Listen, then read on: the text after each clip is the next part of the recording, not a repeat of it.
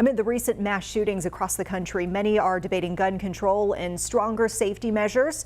We're seeing others pointing to the nation's mental health status as the root of these deadly attacks. WCNC Charlotte's Jesse Pierre found out why some say pairing mental health with mass shootings does more harm than good.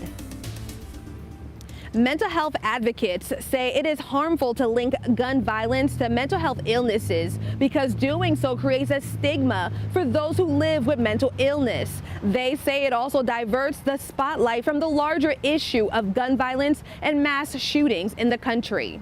Anytime there's a mass shooting, the first thing that people say is, oh, that person is crazy. Fonda Bryant, a mental health advocate, is pushing back at claims that the country's mental health crisis is to blame for the tragic mass shootings happening across the country.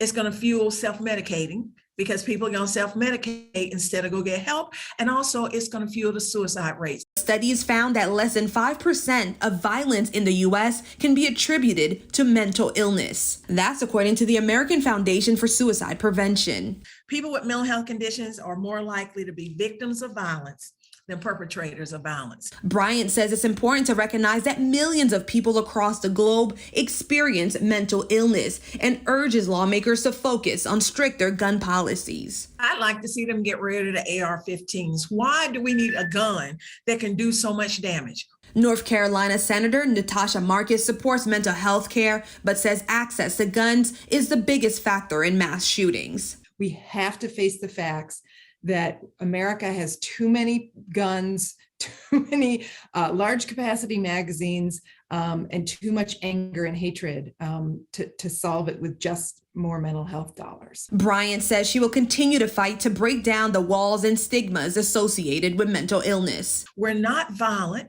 we just are in pain, and our disease is in a different place than in our heart and our lungs. It just happens to be in the brain. It's a battle she takes on every day. Jesse Pierre, WCNC Charlotte.